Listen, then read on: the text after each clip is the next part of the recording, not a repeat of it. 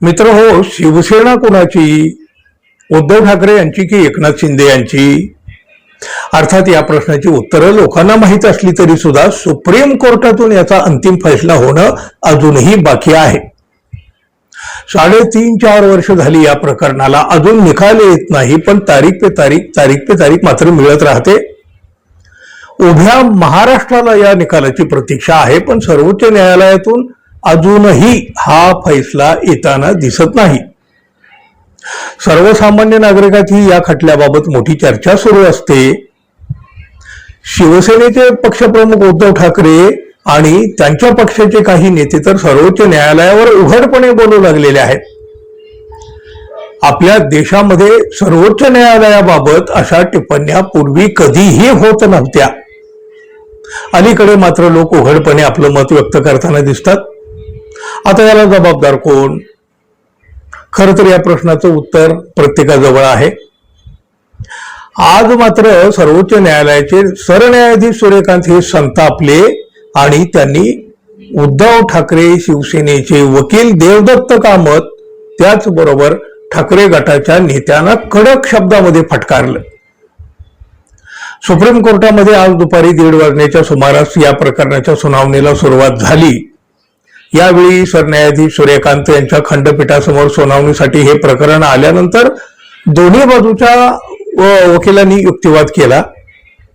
यावेळी उद्धव ठाकरे यांच्या वकिलांनी या प्रकरणाची सुनावणी लवकरात लवकर घेण्याची विनंती न्यायालयाकडे केली. सुनावणी दरम्यान वकिलांनी प्रकरण प्रलंबित असल्यानं त्यावर तातडीनं सुनावणी होणं आवश्यक असल्याचं नमूद केलं.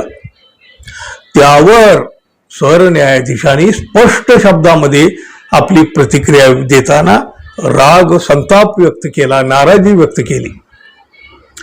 ठाकरे गटाच्या वकिलांनी जेव्हा सरन्यायाधीशांना त्यांच्या सोयीनुसार या प्रकरणाची तारीख लवकरात लवकर निश्चित करण्याची विनंती केली, तेव्हा न्यायालयानं संतप्त भावना व्यक्त केल्या.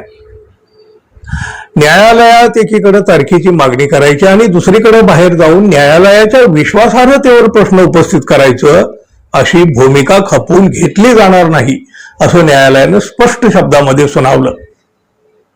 ठाकरे गटाच्या नेत्यांच्या वक्तव्यावरून न्यायालयानं थेट आक्षेप घेतलेला आहे.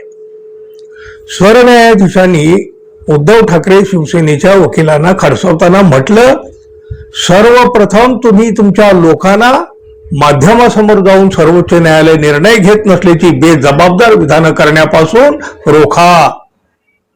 तुम्ही इथं न्यायालयात तारखेची मागणी करता आणि बाहेर जाऊन न्यायालय काम करीत नसल्याचं भासवता. यापुढं न्यायालयाच्या कामकाजाबाबत शब्द वापरताना काळजी घ्या. मी अशा प्रकारचं वर्तन स्वीकारणारा व्यक्ती नाही. एवढ्या कडक शब्दामध्ये सरन्यायाधीश सूर्यकांत यांनी आपली नाराजी, आपला संताप उघडपणे व्यक्त केला. ठाकरे गटाच्या भूमिकेवर बोट ठेवत सरन्यायाधीशांनी सुनावणीच्या दरम्यान तीव्र आक्षेप नोंदवले आणि यावेळी ते म्हणाले, तुम्हाला न्यायालयामध्ये कायदेशीर युक्तिवाद करायचा नसून केवळ विधान करण्यामध्ये रस आहे असं दिसतं. जेव्हा हे प्रकरण सुनावणीसाठी समोर येतं तेव्हा तुम्ही आम्हाला तारीख निश्चित करायला सांगता आणि जेव्हा आम्ही तारीख निश्चित करतो तेव्हा तुमचे नेते बाहेर वेगळीच विधानं करतात. एका विशिष्ट राजकीय नेत्याकडून तर सातत्यानं अशी विधानं का केली जात आहेत असा थेट सवाल सुद्धा सरन्यायाधीशांनी केला. त्यानंतर मात्र सरन्यायाधीशांचा आक्रमक पवित्रा आणि संतप्त विधानं पाहिल्यानंतर उद्धव ठाकरे शिवसेनेच्या बाजूने उपस्थित असलेले वकील देवदत्त कामत यांनी न्यायालयात परिस्थिती नियंत्रणात आणण्याचा प्रयत्न केला. हे प्रकरण केवळ पुढील दिशा ठरावी यासाठी कामकाजाच्या यादीमध्ये दाखवण्यात आलेलं होतं, अशी सारवासारव वकील कामत यांनी न्यायालयासमोर केली.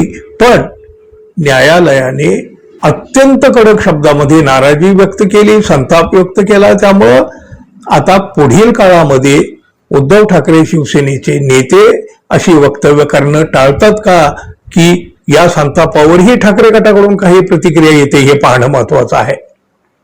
आता या प्रकरणाची पुढील सुनावणी 30 जुलै रोजी होणार आहे. शिवसेना कोणाची, पक्षाचं चिन्ह कोणाचं याचं उत्तर तर काही मिळत नाही. पण ठाकरे गटाच्या नेत्याकडून सर्वोच्च न्यायालयाबाबत व्यक्त होत असलेल्या टिप्पणीची दखल मात्र न्यायालयाकडून घेतली गेली आहे. यावरून आता ठाकरे गटातून काय पडसाद उमटतात ते दिसेलच. आपण पाहूया आता काय काय होतंय ते. मित्रांनो, धन्यवाद. आणि जाता जाता कृपया आपल्या चॅनलला सबस्क्राईब करावं ही अपेक्षा तर आहे. प्लीज सबस्क्राईब करा. धन्यवाद. पुन्हा भेटू. नमस्कार.